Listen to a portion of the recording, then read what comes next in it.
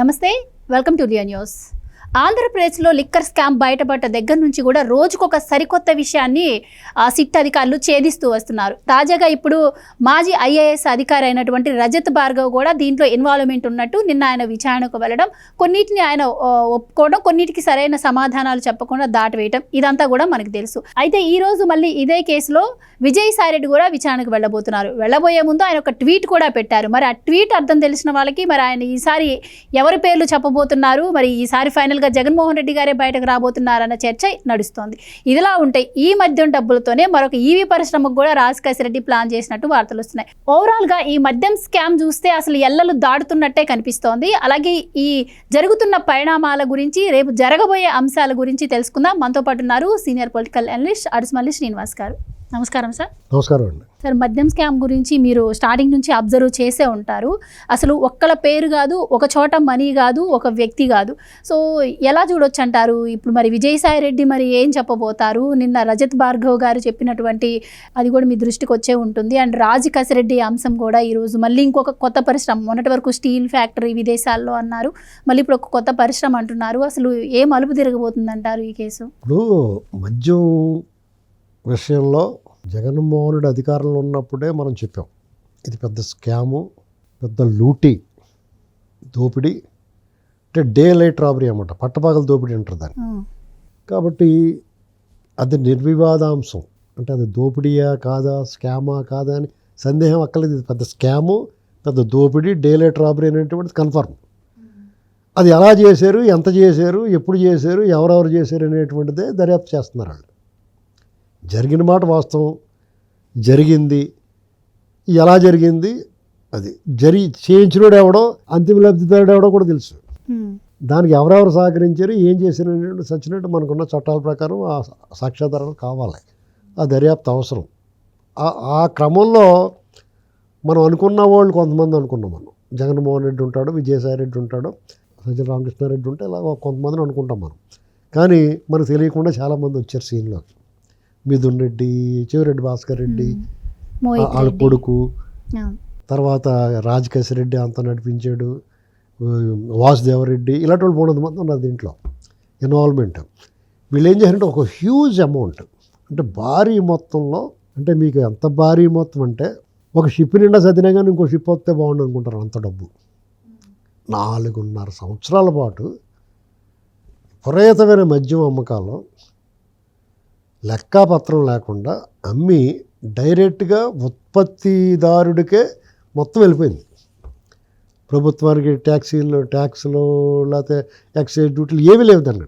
డైరెక్ట్గా సాంబార్ వండేసి కర్రీ పాయింట్లు కర్రీ అమ్మేసుకున్నట్టు అన్నమాట. ఇంకా దానికి ఏమి లేవు. ఇంకా ఇప్పుడు మీకు ఒకప్పుడు కొకటిపల్లిలోని ఒక 20 ఏళ్ళ క్రితం ఎలా ఉండేదంటే ఒక చిన్న ఎస్టీడీ బూతులు ఉండేవి. అప్పుడు ఆ ఎస్టీడీ బూత్ కూడా బల్లేసి ఇంటికాడ నుంచి 2 కూరలు, సాంబారు, రసం, పెరుగు పెట్టుకొచ్చి వాళ్ళు పెట్టేసేవారు. ఒక హాట్ బాక్స్లో రైస్ పెట్టేసుకుని కర్రీ పాయింట్ కింద అమ్మేసుకునేవారు, అంతే. దానికి ఇక మళ్ళీ షాపు గీపు ఏమి లేదు. అది ఇంటికాడ తయారు చేసుకుని రావటం, ఆ చుట్టుపక్కల స్టూడెంట్స్ లేకపోతే అద్దుకున్న వాళ్ళు, బ్యాచిలర్స్ అవడం వాళ్ళు కొనుక్కొని పోయారు. 200, 300, 500 అంత కొంత బేరం అవుద్దని. అలాగా ఇదే కర్రీ పాయింట్. అందుకని కర్రీ పాయింట్లు అనేవారు కదా. తర్వాత అవన్నీ పోయినాయి. ఒక షాపు, గొడవ, పార్సిల్ కౌంటర్ల కింద రూపాంతరం చెందినవి, కొంచెం రేట్లు ఎక్కువ పెట్టి ఏదో పడుతున్నారు ఇప్పుడు.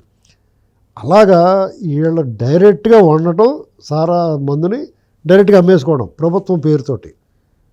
ఆ వెసులుబాటు కల్పించాడు అతను. ప్రభుత్వంలో అతను ఉండడం వల్ల అతను ఆ పాలసీని మార్చి, మద్యం పాలసీని ప్రభుత్వమే అమ్ముతుంది అన్నాడు. ప్రభుత్వం అమ్మినప్పుడు ఇప్పుడు అతను ఏం చెప్పాడు, ప్రభుత్వమే దాని వ్యాపారం నిర్వహించినట్టు అందులో అవినీతి తావేది అని నీతి కౌరులు చెప్పేవాడు. అసలు అక్కడే ఉంటుంది అంతాను మజా. కానీ ఇందాక మీరు ఒక మాట అన్నారు, మద్యం స్కామ్ జరిగింది వాస్తవం అని చెప్పి.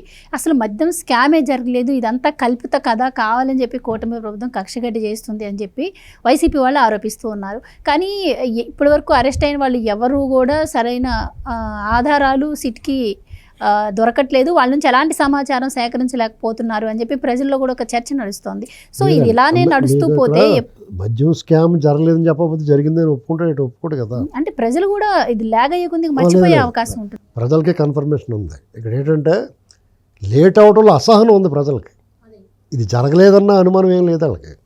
అసహనం, ఏంట్రా ఇంత లేట్ చేస్తున్నారు వీళ్ళు, ఏంటి వీళ్ళు ఎంత చప్పగా ఉందని అనుకుంటున్నారు. మీకు ఇక్కడ వాళ్ళు ఎంతగా ఒప్పుకోకుండా సాక్షులు అడ్డం తిరుగుతున్న సరైన సమాచారం ఇవ్వకుండా దర్యాప్తు సహకరించుకున్నా కానీ వాళ్ళు ఇప్పుడున్న శాస్త్ర సాంకేతిక అభివృద్ధి వల్ల వీళ్ళ బొమ్మ మొత్తం బయటకు వచ్చేస్తుంది, చచ్చినట్టు ఒప్పుకుంటున్నారు.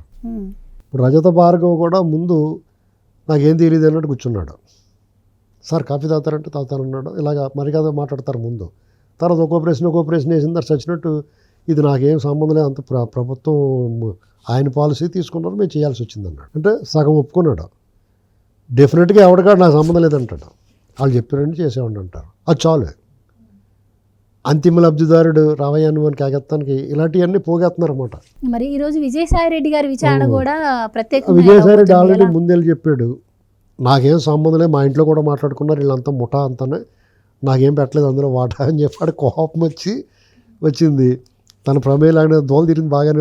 నన్ను పక్క తప్పిస్తారా మీరు, బాగా దొరికారని అనుకుంటున్నాడు అతను. ఇప్పుడు ఇవాళ ట్వీట్ కూడా వేసాడు అతను. భగవద్గీతలో ట్వీట్ వేసాడు, కర్మణ్యేవాధికారిస్తే మా ఫలేషు కదాచరణ ఒకటి ఉంటుంది. అర్థం ఏంటంటే నువ్వు చేసే పని నువ్వు చెయ్యి, దాని ఫలితం గురించి ఆలోచించి, కర్మ ఫలితం గురించి నువ్వు ఆలోచించి, నువ్వు ఒక కర్మ నువ్వు చేయాల్సిన పని నువ్వు చేసుకుంటా పోతే అంతిమంగా నీకు ఏది దక్కాలో అది దక్కుతుంది. నువ్వు ఆ ఫలితం అనేటువంటి దాన్ని నీకు సంబంధం లేదు. చేయించేది చేయించడం వాడిని చేసేవాడిని నేనే అంటే అనేటువంటి అర్థం వస్తుందంటే పైన ఉన్నవాడే కదా చేయించాడు, ఇది మన ప్రమేయం ఏముంది, మనం వెళ్ళి చెప్తామే, మనకు తెలిసింది చెప్పడమే అనేటువంటి దానికి అతను కన్సర్న్ అయ్యాడు. కాబట్టి మీకు చాలామంది అనుకున్నట్టుగా జగన్మోహన్ రెడ్డిని ఎవడో కాపాడలేదు. అతను ఇంకా లోపలికి వెళ్తే బయటికి రాకుండా ప్లాన్ చేస్తున్నారు అనుకుంటున్నాను. దానివల్ల కొంత ఆలస్యం అవుతుంది, చాలా అసహనం వస్తుంది అందరికీ. ఒక రకంగా ప్రభుత్వానికి చెడ్డ పేరు కూడా వస్తుంది, అలాగే కూటమిలో ఉన్న బీజేపీ కూడా చెడ్డ పేరు వస్తుంది. అయితే సార్ ఇంకో డౌట్, ఇప్పటికే జగన్మోహన్ రెడ్డి గారి మీద చాలా సిబిఐ ఈడీ కేసులు ఉన్నాయి. అన్ని కేసులు ఉన్నటువంటి వ్యక్తి కూడా ఈవెన్ ఒక 1 year పాటు కూడా జైల్లో కరెక్ట్గా ఉండలేదు ఆయన. సో మరి ఇది ఆ కేసులతో పోలిస్తే ఇది ఒక పెద్ద కేసు అవుతుందా, దీనిపైన ఎలా ఉండబోతుంది అంటారు? అంటే మీకు ఏమవుతుందంటే 16 నెలలు జైల్లో ఉన్నాడు అతను అప్పుడు ఆ కేసుల్లో. అప్పటి నుంచి అతను ముఖ్యమంత్రిగా ఉన్నాడు కాబట్టి కొన్నాళ్ళు అతను విచారణకు వెళ్ళడానికి అవకాశం లేకుండా తప్పించుకున్నాడు, వెళ్లకుండా. 13 నెలల నుంచి విచారణ కూడా వెళ్ళట్లేదు, కోర్టుకు హాజరవ్వట్లేదు. ఎన్ఐఏ కేసులో ఉన్న కోడికత్తి సీన్ కేసులో కూడా వెళ్ళలేదు.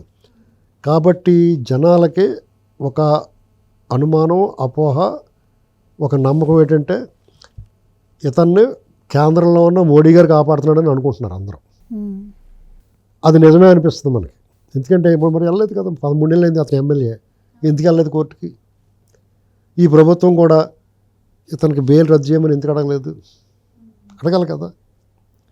ఇంత అరాచకం చేస్తున్నాడో, ప్రజల్లో అన్రెస్ట్ గురి చేస్తున్నాడో, ఒక రకంగా ప్రజలను భయాందోళనకు గురి చేస్తున్నాడో, ప్రభుత్వానికి ఆటంకాలు కల్పిస్తున్నాడో, లోన్లు కట్టేపోతుంటే రాస్తున్నారు కదా లెటర్లు అయిన వాళ్ళు. అసలు ఎక్కడ పాస్పోర్ట్ రెన్యువల్ కోసం వ్యక్తిగత పూచీకత్తుకే ఆయన కోర్టుకి వెళ్ళలేదు. మరి ఇటువంటి వాడిని వదిలేస్తే ప్రజలకు ఏమనిపిద్దాం, వీడు మగోడరా బాబు, వీడు మా వాడు తోపురా అనుకుంటారు కదా. ఆ అవకాశాన్ని ఎందుకు ఇస్తున్నారో తెలియదు. కాబట్టి సహజంగానే అనిపిస్తుంది. అయితే 100 గొడ్లు తిన్న రాబందు గాలివానికి పడిపోద్ది. 7 సముద్రాలు ఈజిన గజయతగాడు మురికాల్లో పడి చచ్చిపోతాడు. అర్థమైంది మీకు? కాబట్టి 1,00,000 కోట్లు కొట్టేసిన జగన్మోహన్ రెడ్డి 12 ఏళ్ల క్రితం, అంటే ఇప్పుడు 10 లక్షల కోట్లు అయి ఉంటుంది. అది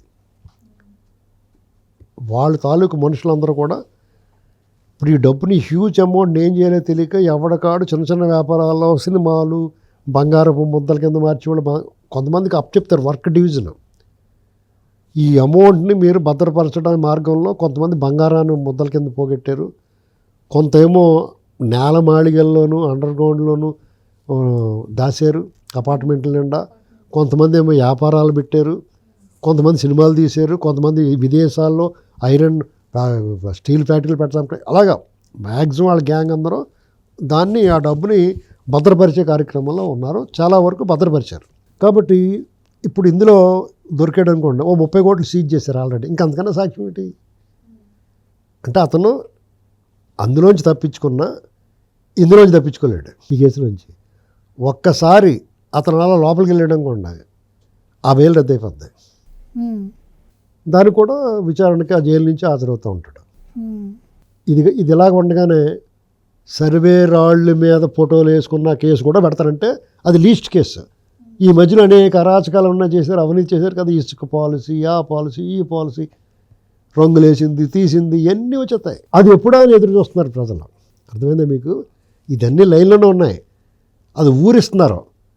ఇప్పుడు మీకు ఒక సినిమా రిలీజ్ అవుతూ ఉంటుంది, మీ అభిమాన థియేటర్లో రంగురంగుల ప్రపంచం, ఎన్టీ రామారావు గారు నటించిన ఒక జానపద పౌరాణిక మహత్తర చిత్రం వస్తుంది, మీరు తప్పకుండా రావాలని నెల ముందు నుంచి మైకులెట్టి తిరుగుతూ ఉన్నారనుకోండి, అప్పుడు జనం ఎప్పుడు వస్తుందా అని ఎదురు చూస్తారు కదా. అంటే మీరు అన్నారు కదా ఎప్పుడా అని ఎదురు చూస్తున్నారు అని, ఇది రేపే అవ్వచ్చా? ఎందుకంటే ఈరోజు మరి విజయసాయి రెడ్డి గారు హాజరయ్యారు కాబట్టి విచారణకు. మీకు రేపే అవదండి. దానికి ఏం చేస్తారంటే ఒక ప్రొసీజర్ పాటిస్తారు. వీళ్ళంతా శాస్త్రోక్తంగా చేస్తూ ఉంటారు, అంతా కూడా పకడ్బందీగా ప్లానింగ్.